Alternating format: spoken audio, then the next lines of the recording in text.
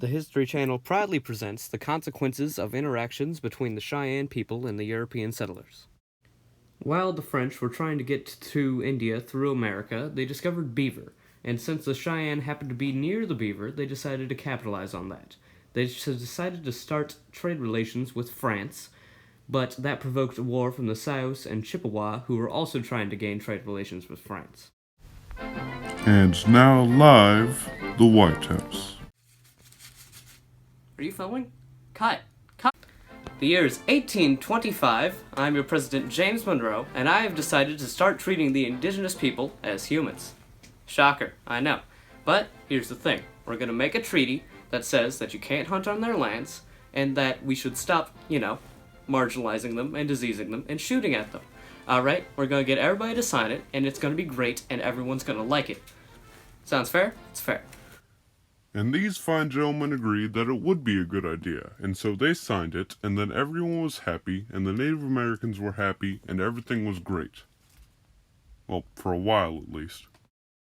Fast forward to 1840, and the Cheyenne noticed a large number of settlers invading their land, destroying their herds, and spreading disease amongst their people.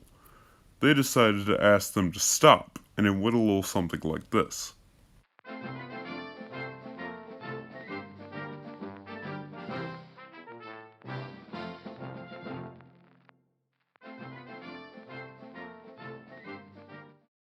The Cheyenne didn't like that very much, so they decided to conduct a series of minor raids on some settlements in the Western Territory.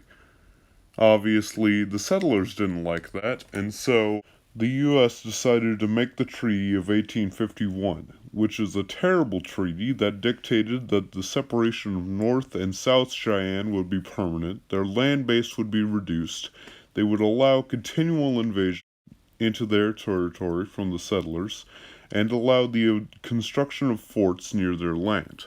Obviously, the Cheyenne didn't like any of that, so for the next 25 years they waged war against the U.S. military and settlers alike. The South Cheyenne surrendered in 1875 and the Northern resistance ended in 1879. This led to the marginalization, starvation, and alienation of the Cheyenne. Later, they helped the Sioux defeat General Custer in the Battle of Little Bighorn in 1876.